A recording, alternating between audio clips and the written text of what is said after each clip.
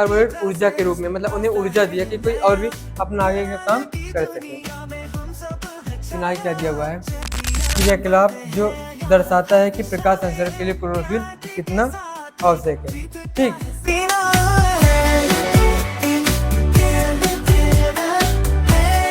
तो hello everyone, हम लोग एक नए लेक्चर के साथ आ गए हैं। तो उम्मीद करते हैं आप लोग बहुत अच्छे होंगे और अपनी पढ़ाई कर रहे होंगे, जो कि हमने क्लास 10 के चैप्टर पहले की एनसीईआरटी बुक में और भी लेक्चर बना चुके हैं, और हम अगले लेक्चर बनाए जा चुके हैं। इससे पहले भी अगर आपने हमारे लेक्चर नहीं देखा है तो उसे देख लें। तो हम एनसीईआरटी बुक को ही लाइन बाय लाइन पढ़ रहे हैं और उसी को समझ रहे हैं कि क्या दिया हुआ है। तो उसी को हम दोबारा शुरू करने जा रहे हैं जहाँ से हमारा छूटा हुआ, जहाँ से हम पढ़ना शुरू करें। जो हम पढ़ चुके हैं उसके बाद जो बचा हुआ है उसको हम पढ़ने की कोशिश कर रहे हैं। तो आज की हमारी टॉपिक क्या होगी ये देखते हैं। आज का क्या हमारा टॉपिक है, पोषण, जो कि बहुत ही इम्पॉर्टेंट है। IMP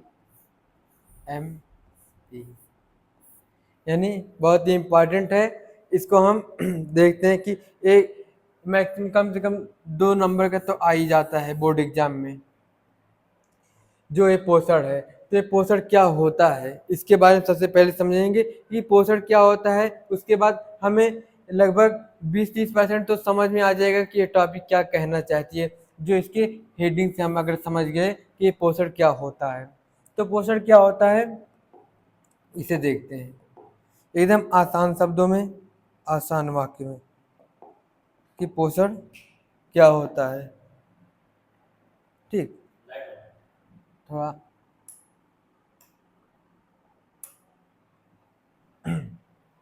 तो क्या कह रहे हैं, पोषण क्या होता है ये देख ले हम लोग। ये जो क्या है पोषण, पोषण क्या होता है इसको हम थोड़ा समझ रहे हैं। तो क्या कह रहे हैं कि जो पोषण क्या है,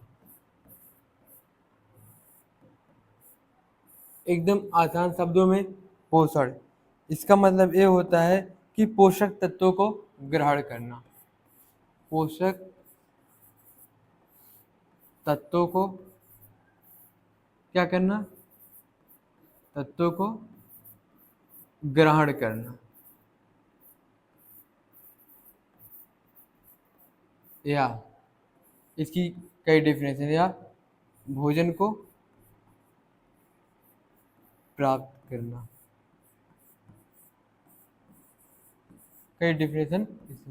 इसका ये है कि हम क्या कर रहे हैं, जो भोजन को ग्रहण कर रहे हैं, जो भोजन को हम प्राप्त कर रहे हैं, इसी को ही पोषण कहते हैं। तो ये जो पोषण होता है इसमें क्यों कहते हैं, क्या इसकी जरूरत होती है, तो जो पोषण कहते हैं उससे हमें ऊर्जा मिलती है, ऊर्जा मिलती है तभी जाके हम कार्य करते हैं। तो इस पोषण में इसके प्रकार भी होते हैं, जैसे कि क्या होता है, पहला कार्बोहाइड्रेट। क्या होता है, कार्बोहाइड्रेट,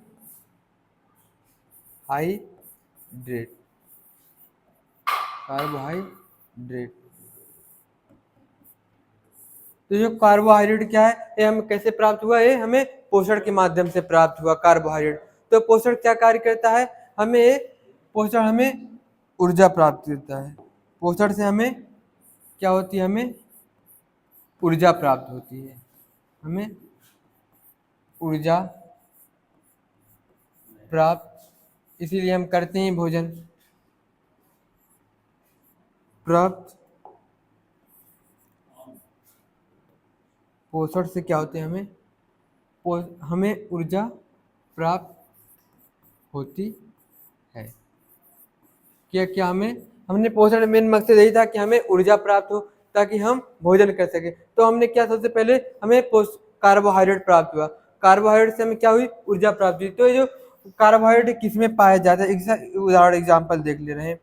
उदाहरण क्या है, या जैसे, इसका मतलब जैसे भी होता है। जैसे क्या हो गया, आलू हो गया, जैसे आलू,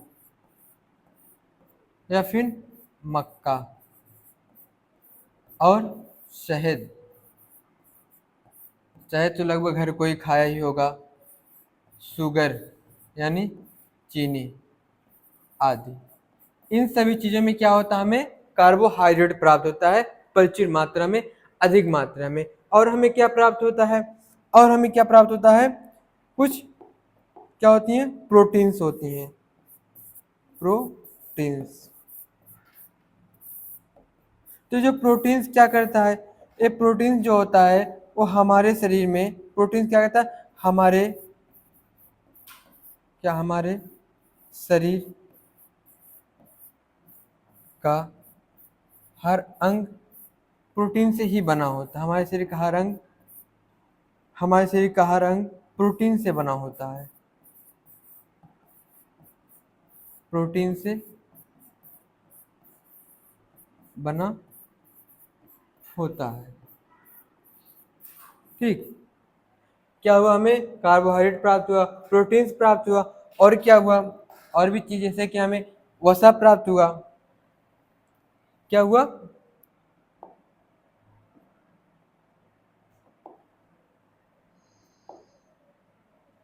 हमें जैसे कि वसा प्राप्त हुआ, क्या था, वसा यानी फैट। वसा क्या हुआ, इससे हमें क्या मिला, जो वसा, जैसे कार्बोहाइड्रेट से हमें ऊर्जा मिली थी, प्रोटीन्स क्या था, हमारे शरीर का हर अंग प्रोटीन से मिलकर बना हुआ था। फिर क्या हुआ, और वसा भी हमें मिला। तो वसा जो होता है ये क्या कार्य करता है, इससे हमें क्या मिलती है, हमें ऊष्मा और साथ में ऊर्जा, ऊर्जा प्राप्त होता है।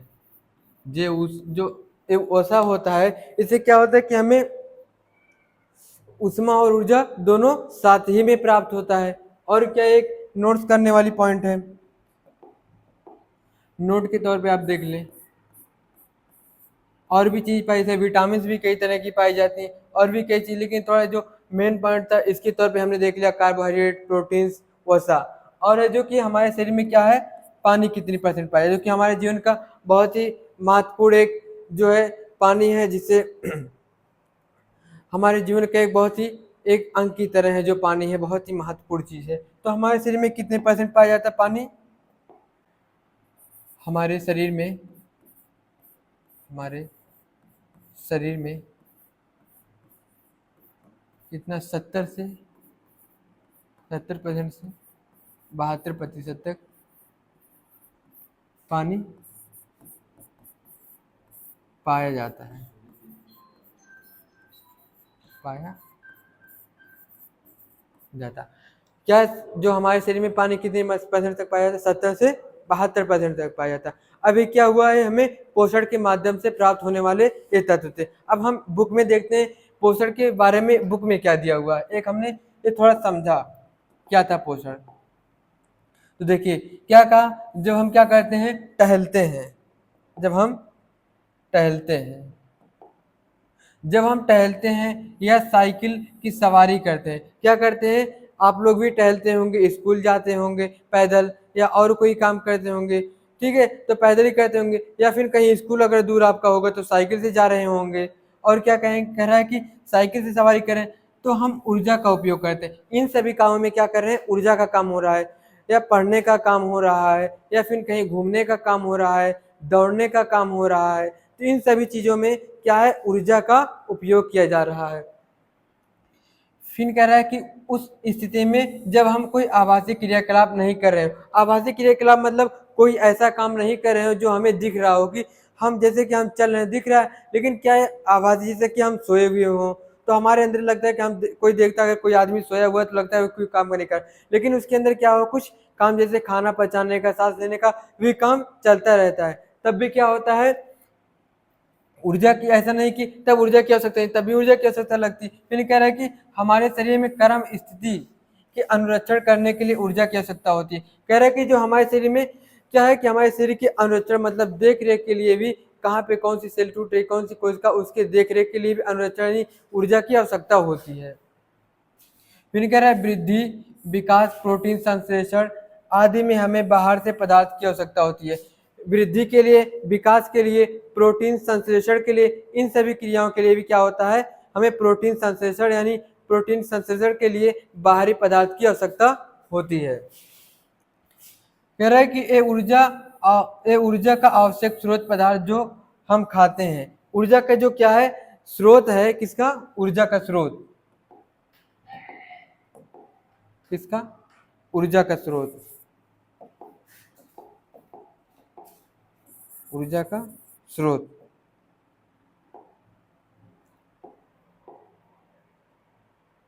ठीक, ऊर्जा का स्रोत किसका, ऊर्जा का स्रोत। इसका स्रोत क्या है, भोजन है जो हम खाते हैं। एक इम्पॉर्टेंट नोट है, भोजन है, क्या है, एक इम्पॉर्टेंट नोट के तौर पे लेना कि जो ऊर्जा का स्रोत क्या है, जो हम भोजन का जो पदार्थ हम खाते हैं वो एक हमें हमारे अंदर जाता है तो ऊर्जा के रूप में कार्य करता है। और फिर आगे क्या दिया हुआ है, देखिए कह रहा है कि वह भोजन है, कह रहा है कि ऊर्जा का स्रोत तथा पदार्थ जो हम खाते हैं, जैसे कि हमने क्या खाया, सेब खाया, तो एक पदार्थ है क्योंकि उसके अंदर कुछ भार है, ठीक है, तो आप पदार्थ 9th क्लास में पढ़े ही होंगे। फिर कह रहे हैं कि ऊर्जा का स्रोत तथा पदार्थ जो हम खाते हैं, ये ऊर्जा का स्रोत और पदार्थ का स्रोत ही क्या है, भोजन है।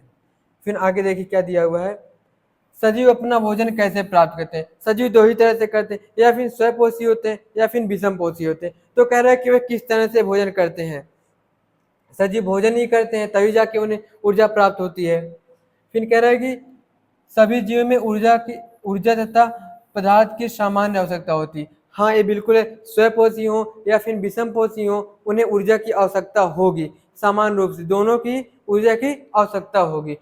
फिर कह रहे हैं लेकिन इसकी आपूर्ति भिन्न विधियों से होती है। लेकिन क्या है कि इनकी जो मतलब भोजन की आवश्यकता, कोई जैसे स्वपोषी है वो खुद से बनाएगा, विषमपोषी होगा वो दूसरे जीवों पे निर्भर होगा। इसकी आपूर्ति अलग अलग तरीके से, कौन सा जीव कैसा सरल रूप में कोई भोजन करेगा, कोई जटिल रूप में करेगा, जिसकी आपूर्ति अलग अलग तरीके से होती है। फिर यह कुछ जीव अकार्बनिक स्रोत से कार्बन डाइऑक्साइड जल के रूप में सरल पदार्थ प्राप्त करते हैं। अब देखिए जो अकार्बनिक आपको लगभग इस बुक में मिलता रहेगा, तो अकार्बनिक स्रोत क्या है,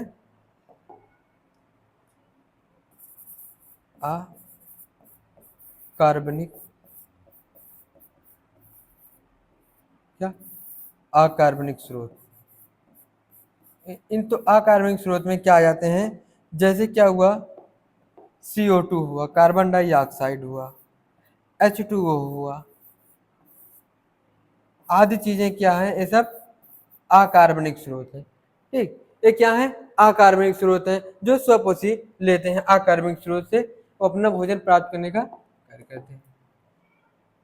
फिर कह रहे ए जीव स्वपोषी। अब देखिए कह रहा है कि जो जीव अकार्बनिक स्रोत से कार्बन डाइऑक्साइड जल के रूप में सरल पदार्थ प्राप्त करते हैं, और ये जो CO2 और H2O एक क्या सरल पदार्थ है। ठीक, ऐसा नहीं कि इसे कहीं से बना करके तब लिया जाता है, ये डायरेक्ट मिल जाते हैं। तो ये क्या एक सरल पदार्थ और एक अकार्बनिक पदार्थ है, और ये जीव स्वपोषी होते हैं। अब देखिए क्या कह रहा था कि जीव अपना भोजन कैसे, एक तो मिल गया कि वे स्वपोषी भोजन करते हैं। फिर कह रहा है इनमें से जिनमें सभी हरी पौधे और कुछ जीवाणु होते हैं, और जो स्वपोषी जीव होते हैं उनमें क्या होते हैं, सभी हरे पौधे, जितने भी हरे पौधे पेड़ पौधे हैं वे स्वपोषी भोजन करते हैं, और कुछ जीवाणु भी होते हैं जैसे कि बैक्टीरिया, नील हरित शैवाल, क्या, नील हरित शैवाल, नील, क्या है, नील हरित शैवाल एक स्वपोषी जीव है। अब कह रहे कि अन्य जीव जटिल पदार्थों का उपयोग करते हैं। अब तो क्या हुआ, हमने एक स्वपोषी जीव के बारे में किया, तो एक और क्या होते हैं, एक जो स्वपोषी होते थे वो क्या करते थे, वो सरल रूप में करते थे, लेकिन एक अन्य जीव होते हैं जो जटिल रूप में अपने भोजन को ग्रहण करते हैं। इन जटिल पदार्थों को सरल पदार्थों में खंडित करना अनिवार्य होता है। और क्या होता है, ये जटिल रूप में लेते हैं लेकिन क्या होता है, सरल रूप में तोड़ना बहुत ही महत्वपूर्ण होता है, तभी जाके इनके अंदर पाचन का काम हो पाता है, ताकि ये जीव समाचरण तथा वृद्धि के प्रयुक्त हो सके, मतलब उसकी देखभाल ठीक से कर सके, उसकी आवश्यकता को ठीक से पूर्ति कर सके। इसे प्राप्त करने के लिए जीव जैव उत्प्रेरक उपयोग करते हैं। जैव उत्प्रेरक मतलब जो रासायनिक क्रियाएं होती हैं उन्हीं को जैव उत्प्रेरक, मतलब जो रासायनिक क्रियाएं क्या है, रासायनिक क्रियाएं, रासायनिक क्रियाएं, इन्हीं को क्या कहता है, उत्प्रेरित करता है, मतलब और ज्यादा होने में सहायक करता है, सहायक करता है रासायनिक क्रियाओं में। फिर कह रहा है जिन्हें एंजाइम कहते हैं, ये जो जैव उत्प्रेरक है एक तरह से एंजाइम भी इसे कह सकते हैं। फिर कह रहा है अतः विषम पोषी उत्तरजीविता के लिए प्रत्यक्ष या परोक्ष रूप स्वपोषी पर आश्रित होते हैं। और जो विषम पोषी जीव होते हैं वो क्या होते हैं कि स्वपोषी पे आश्रित होते हैं। और एक मेन पॉइंट दो आया कि क्या है, प्रत्यक्ष और परोक्ष। तो इसको देखते हैं प्रत्यक्ष और परोक्ष क्या होता है।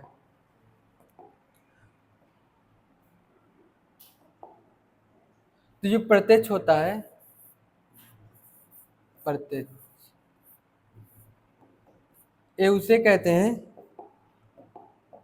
क्या होते हैं, जो आंखों के सामने दिखते हैं, मतलब हमें आंखों से दिखते हैं, आंखों से दिखते हैं,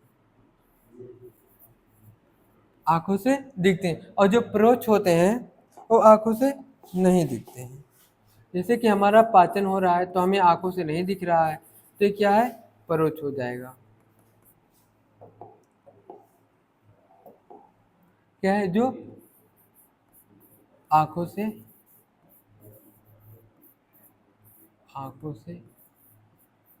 ना दिखे, ना दिखे, उसे क्या कहेंगे, परोक्ष कहेंगे। अब आगे हम देख रहे हैं क्या है।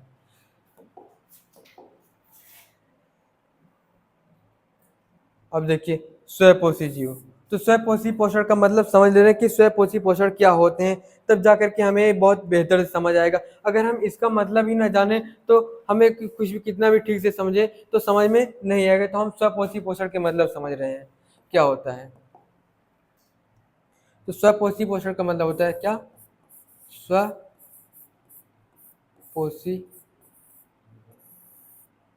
पोषण।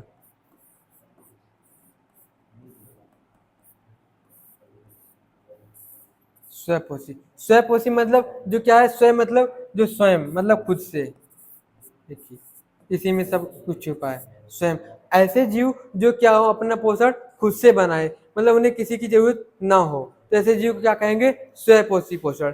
इसकी डिफरेंस की परिभाषा क्या होगी, ऐसे जीव, ऐसे जीव, ऐसे जीव जो अपना भोजन, अपना भोजन खुद से बनाए, खुद से बनाए, उसे स्वपोषी,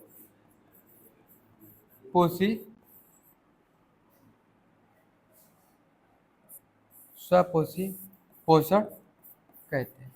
तो ऐसे जीव होते हैं जो क्या कहते हैं, खुद से अपना भोजन बना लेते हैं, उन्हें किसी दूसरे जीव की जरूरत नहीं होती, उन्हें क्या कहते हैं, स्वपोषी पोषण। अब इनमें कौन से जीव आते हैं, जैसे यानी उदाहरण, उदाहरण।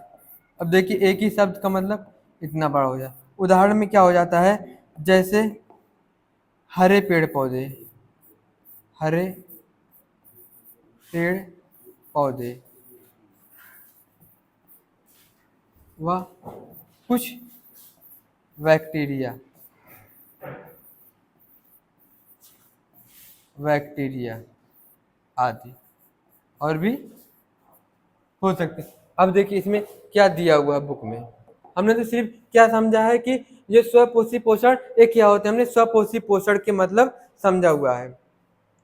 अब कह रहे हैं स्वपोषी जीव कार्बन तथा ऊर्जा की आवश्यकता प्रकाश संश्लेषण द्वारा पूरी कर सकते हैं। एक क्वेश्चन आ सकता है कि जो स्वपोषी जीव होते हैं वह कार्बन और ऊर्जा की आवश्यकता कहाँ से पूर्ति कर सकते हैं।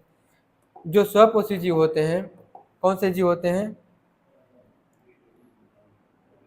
स्वपोषी।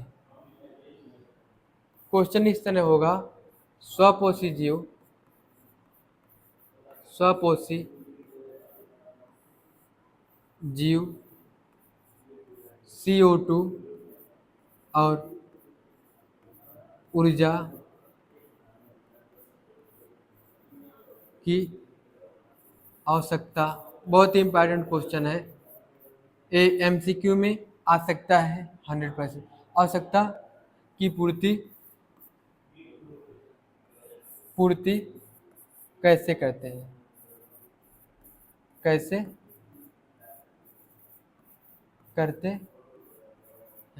क्या कह रहा है कि जो स्वपोषीजीव हैं वो CO2 और ऊर्जा की आवश्यकता की पूर्ति कैसे करते हैं। तो इसका आंसर हो जाएगा कैसे करते हैं, उत्तर हो जाएगा इसका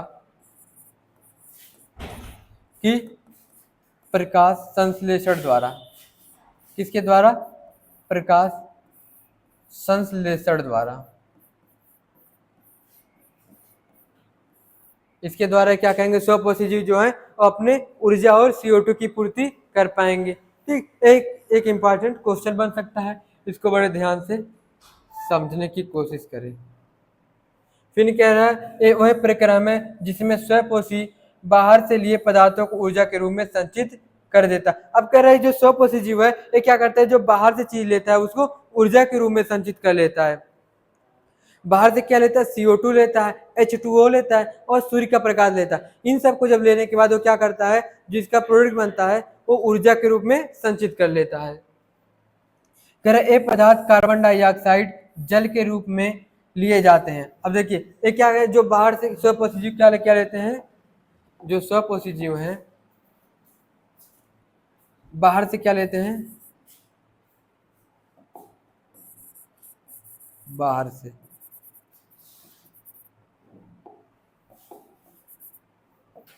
जो स्वपोषी जीव हैं क्या कर रहे हैं, स्वपोषी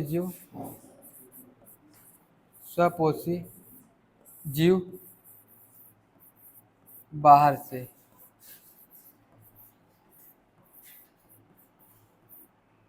क्या लेते हैं, क्या लेते हैं, CO2 लेते हैं और क्या लेते हैं, H2O लेते हैं और क्या लेते हैं, सूर्य का प्रकाश। ये क्या करते हैं, ये सूर्य जो स्वपोषी जीव होते हैं ये बाहर से लेते हैं इन चीजों को। ये क्या है, एक स्वपोषी जीव का एक इम्पॉर्टेंट टॉपिक है। ऐसे आ सकता है कि स्वपोषी जीव क्या बाहर से लेते हैं, स्वपोषी जीव बाहर से क्या लेते हैं। तो टॉपिक देखिए, CO2 लेते हैं, H2O लेते हैं, सूर्य का प्रकाश लेते हैं, या फिर क्या आएगा इनमें सभी लेते हैं, या फिर दे देगा कि CO2 लेते हैं और कोई भी दे देगा कि जैसे कि ऑक्सीजन लेते हैं, या इनमें से दोनों लेते हैं, या इनमें से कोई नहीं लेते। ऐसे MCQ का क्वेश्चन बन सकता है। ठीक, अब देखते हैं आगे क्या दिया है कि जो सूर्य के प्रकाश तथा क्लोरोफिल की उपस्थिति में कार्बोहाइड्रेट के रूप में परिवर्तित कर दिए जाते हैं। अब क्या किया, जो CO2 को लिया और H2O को लिया, सूर्य के प्रकाश को लिया, और क्या इस जब था तो उसके पास क्या था, क्लोरोफिल जो पौधे के पास पहले था, जिसने क्या किया, सूर्य के प्रकाश को अवशोषित किया। इनके बाद क्या उसके पास मिला, कार्बोहाइड्रेट मिला जो एक ग्लूकोज यानी ऊर्जा के रूप में मिला, और ऑक्सीजन गैस निकली।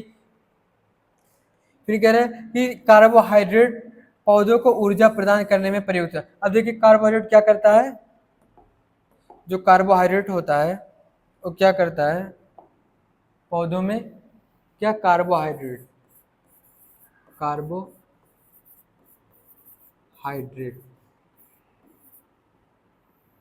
ये क्या करता है, ऊर्जा के रूप ऊर्जा प्रदान करता है।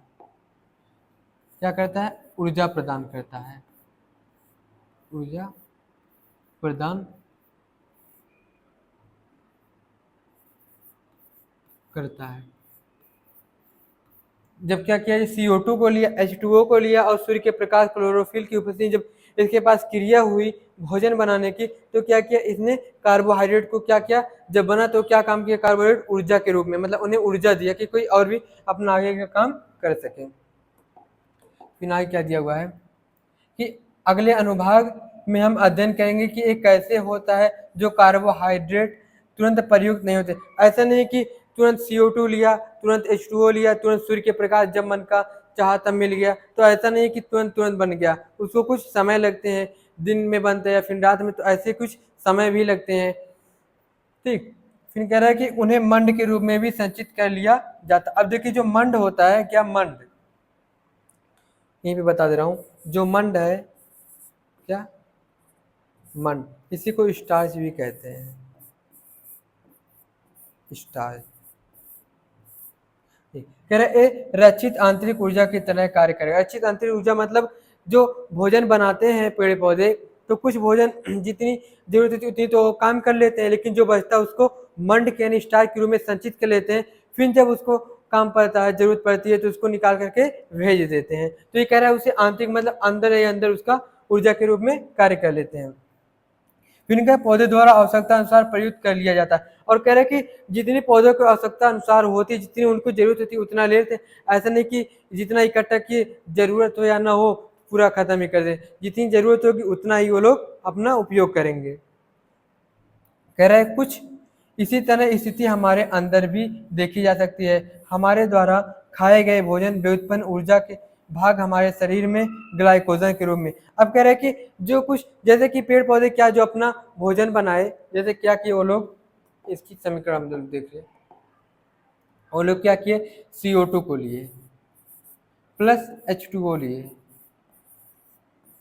क्या किए, सूर्य का प्रकाश लिए, क्या भाई, सूर्य का प्रकाश, सूर्य का प्रकाश,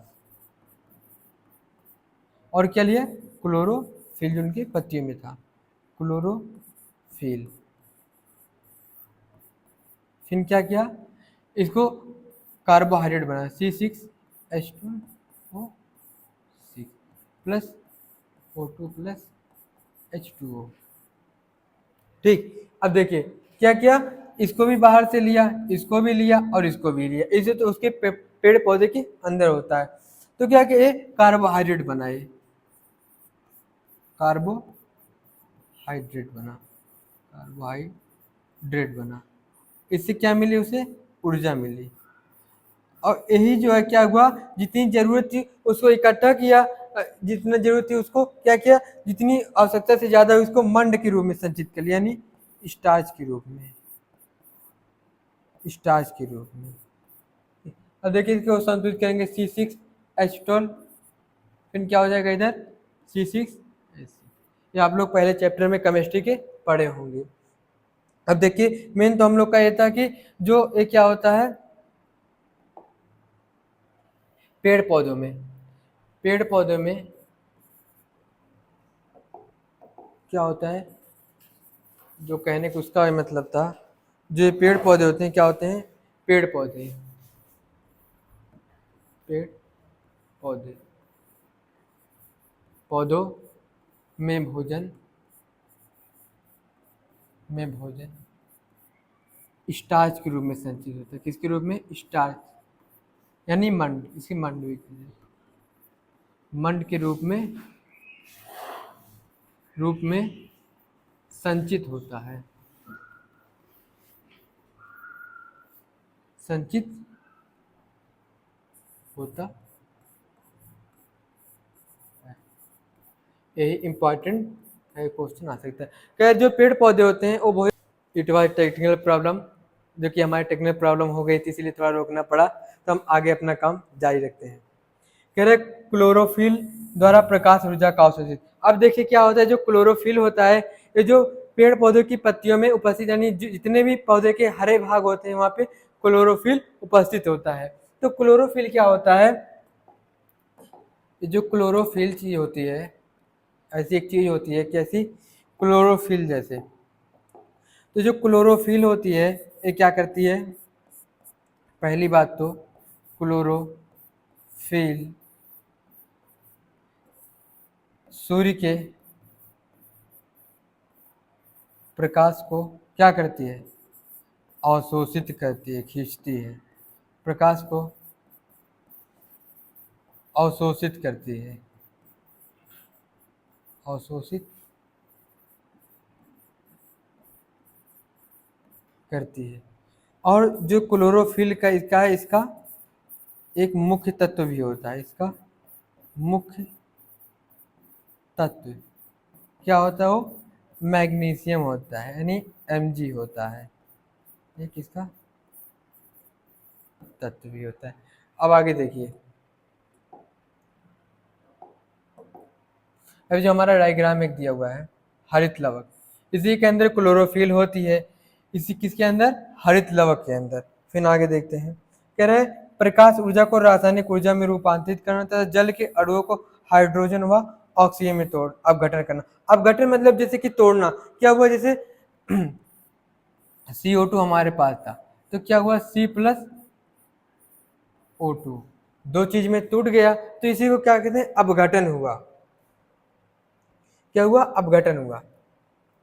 अब देखिए यहाँ पे, जैसे कहाँ यहाँ पे था, CO2 था, देखिए अब क्या यहाँ पे क्या O2 हुआ, यहाँ पे H2O, तो इनका क्या हुआ, अपघटन हुआ, मतलब एक रासायनिक काम हुआ, रासायनिक क्रिया हुई, तो उसे कह रहा है कि ये अपघटन हो गया। फिर क्या है, कार्बन डाइऑक्साइड का कार्बोहाइड्रेट में अपचयन, अपचयन मतलब कि किसका, हाइड्रोजन का बढ़ना। देखिए यहाँ पे, सॉरी यहाँ पे देखिए, यहाँ CO2 था, तो यहाँ क्या हुआ, यहाँ H2 यानी क्या, कार्बन, सॉरी,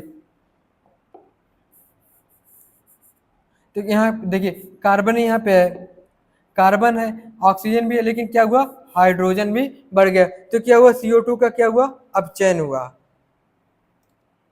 फिर कह रहा है ये आवश्यक नहीं है कि ये चरण तत्काल एक के बाद दूसरा हो, उदाहरण के लिए मरुद्भिदी पौधे। अब देखिए कह रहा है कि जो ये स्वपोषी जीव हैं, जो अपना भोजन बना रहे हैं, ये तत्काल नहीं, क्योंकि देखिए CO2 तो रात में ले लेंगे, ठीक, H2 तो जमीन से ले लेंगे, लेकिन क्या होगा कि इनके अंदर जो सूर्य का प्रकाश सिर्फ दिन में ही मिलेगा, तो ऐसा नहीं कि तुरंत बन जाएगा, तो उन्हें क्या होगा, एक सुबह सूर्य के प्रकाश लेने का समय लगेगा, जब तक सुबह नहीं होगी तब तक नहीं बना पाएंगे।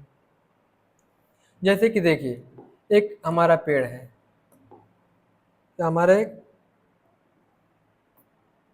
पेड़ है, ये क्या है, पेड़ है, कुछ इस तरह, कुछ इस तरह, इस तरह, ऐसे,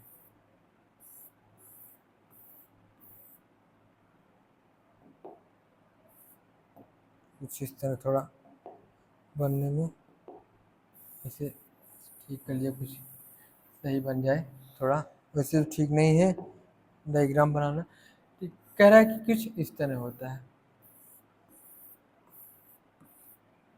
इस तरह। फिर नहीं क्या है, सूर्य है, ठीक, क्या है, सूर्य है, ये सूर्य है। अब क्या किया इसने, जमीन से ले लिया क्या, H2O, ये क्या, मिट्टी से, जमीन से ले लिया H2O, और वायु के माध्यम से क्या ले लिया, CO2,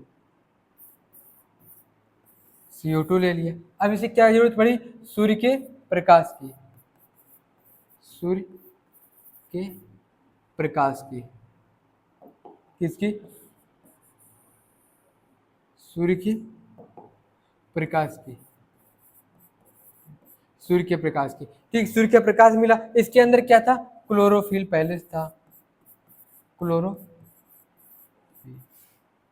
क्लोरोफिल, तो क्या होगा, जो सूर्य का प्रकाश होगा इसे दिन में ही, जब सूर्य निकलेगा तभी मिलेगा, लेकिन क्या H2O तो मिलेगा ही हमेशा, वायु हमेशा चलती रहती है, क्लोरोफिल इसके अंदर होता है, तो इसे कहने का मतलब यही था कि जो ये हो रहा है स्वपोषी जीवों में प्रोसेस, ये लगातार, ऐसे नहीं कि तत्काल तुरंत हो जा रहा है, यही कारण था कि ये सब तो मिल ही जा रहे थे, ये भी मिल जा रहा था और ये भी मिल जा रहा था, ये भी लेकिन ये क्या था, जब सूर्य निकलेगा तभी सूर्य के प्रकाश मिल पाएगा, तभी भोजन बना पाएगा, उसके कहने का मतलब यही था। अब देखिए फिर कह रहा है कि जो मरुद्भिदी पौधे होते हैं, मरुद्भिदी पौधे क्या होते हैं, ये पौधे रात्रि में कार्बन डाइऑक्साइड ले लेते हैं, क्या करते हैं, रात में ही कार्बन डाइऑक्साइड ले लेते हैं ये, और एक मध्यस्थ उत्पाद बनाते हैं, दिन में क्लोरोफिल ऊर्जा अवशोषित करके अंतिम उत्पादन। अब देखिए जो मरुद्भिदी पौधे होते हैं, कौन से, मरुद्भिदी पौधे, मरुद्भिदी, मरुद्भिदी,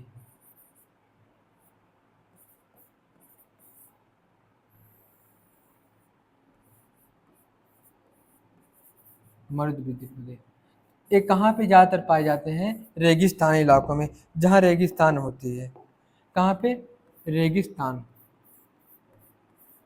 रेगिस्तान में। फिर क्या होता है कि यहाँ पे जो टेम्परेचर होता है बहुत ही ज़्यादा मात्रा में होता है, टेम्परेचर बहुत ज़्यादा होता है। जब टेम्परेचर ज़्यादा रहेगा तो क्या वाष्प उत्सर्जन भी ज़्यादा होगा, क्या वाष्प उत्सर्जन, वाष्प उत्सर्जन। इसीलिए क्या होता है, इनमें रंध्र अनुपस्थित होता है, रंध्र अनुपस्थित होता है, अनुपस्थित होता है।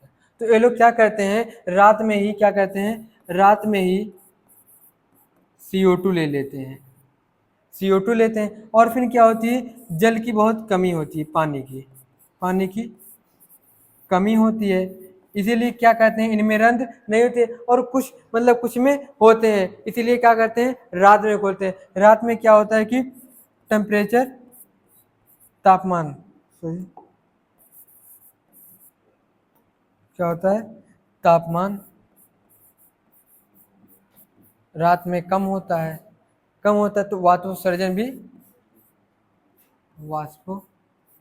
भी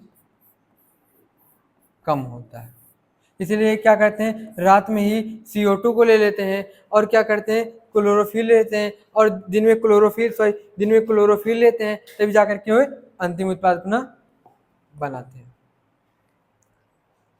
फिर क्या, आइए हम देखें कि उपरोक्त अपक्रिया का प्रत्येक घटक प्रकाश संश्लेषण के लिए किस प्रकार आवश्यक है। हमें डायग्राम थोड़ा देखो। अब देखिए, ये जो मध्य सिरा है, ये क्या करता है, ये पत्तियों को पोषक तत्व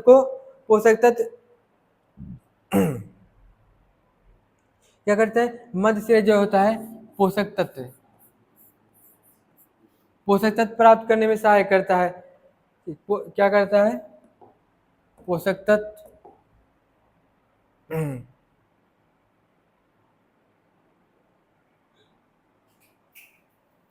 ठीक। अब थोड़ा सा बचे, इसको हम खत्म कर ले अपना। क्या है, मध्य सिरा, मध्य सिरा, ये क्या करता है, क्या करता है, एक सहारा प्रदान करता है, इसको पत्तियों को सहारा प्रदान करता है, सहारा प्रदान करता है। और क्या करता है, पोषक तत्व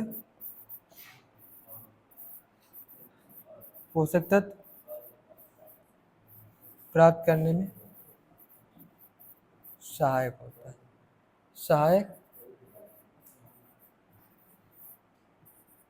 होता है, ठीक। अब अगला हम लोग देख रहे हैं, अगला क्या है कि जो पर्णपटल है, ये जो पर्णपटल होता है क्या करता है, जो पत्तियों को तने में जुड़ने में सहायक करता है। पर्णपटल क्या करता है, पर्णपटल जो होता है क्या कहता है, पर्णपटल ये क्या कार्य करता है, जो पत्तियां होती हैं क्या होती हैं, पत्तियों को तने में, जो उसका तना होता है तने में जुड़ने में सहारा करते हैं, जुड़ने में सहायक, जुड़ने में क्या करते हैं,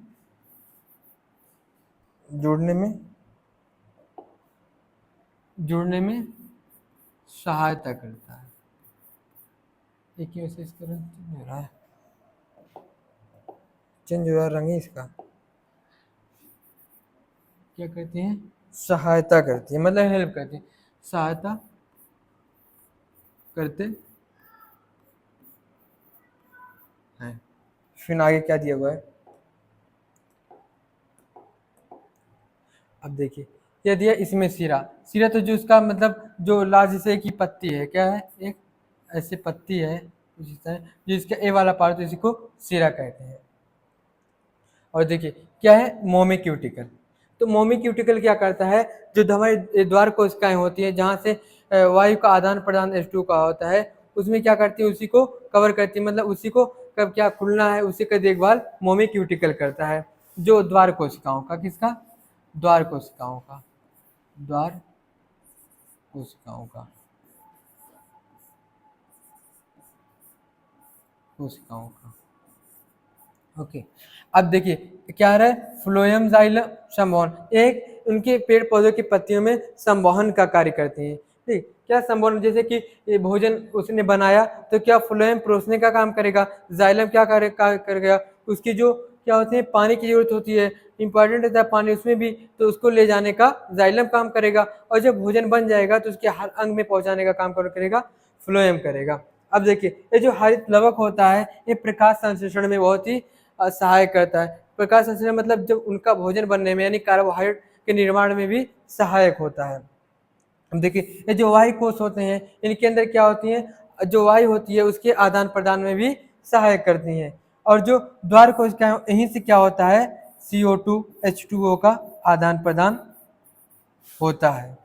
अब ये हमें कैसा डायग्राम था, जो हमारी पत्ती थी, ये जो हमारी पत्ती थी जब हमने इसको काटा, जब इसको काटा तो हमने सूक्ष्मदर्शी देखा तो कुछ इस तरह इसी तरह नहीं कि कुछ ऐसे ऐसे बिंदु थे, ये जो थे ये क्या थे, हरित लवक थे। ये क्या करते हैं, प्रकाश संश्लेषण यानी भोजन बनने में सहायक होते हैं।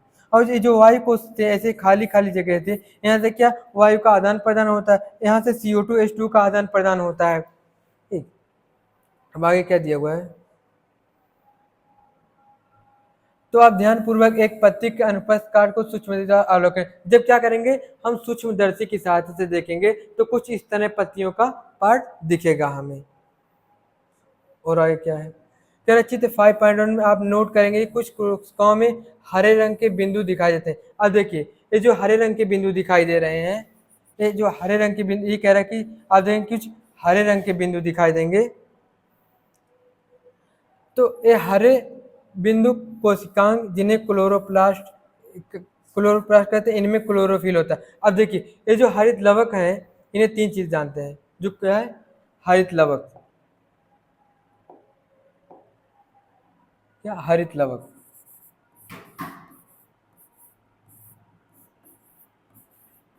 हरित लवक यानी क्लोरोप्लास्ट,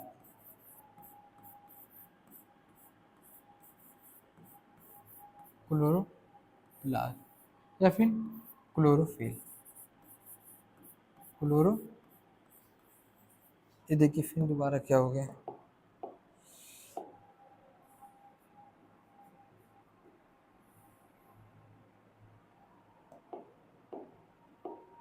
क्लोरोफिल।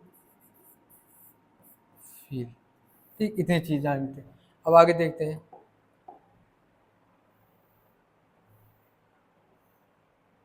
आइए हम एक क्रियाकलाप जो दर्शाता है कि प्रकाश संश्लेषण के लिए क्लोरोफिल कितना आवश्यक है। ठीक, तो हमने क्या किया, एक जो पोषण है उसका एक टॉपिक कंप्लीट करिए, क्या स्वपोषी पोषण कैसे काम करते हैं। तो अब हम अगला टॉपिक इसका अगले लेक्चर में नोट करेंगे, इसको कहेंगे इतना आप पढ़ें, क्योंकि जब थोड़ा थोड़ा ही पढ़ेंगे हम लोग के पास बहुत ही ठीक ठाक समय है, ऐसे धीरे धीरे पढ़ेंगे और समझ करके पढ़ेंगे तो बहुत ही बेहतर समझ में आएगा। और आप हमारे इस चैनल से जुड़े, हम आपको बहुत बेहतर ही नॉलेज देंगे। ऐसे हमारे चैनल को सब्सक्राइब करें, लाइक करें और एक दूसरे को शेयर करें ताकि हमारा देश शिक्षित हो। तो थैंक यू फॉर वॉचिंग।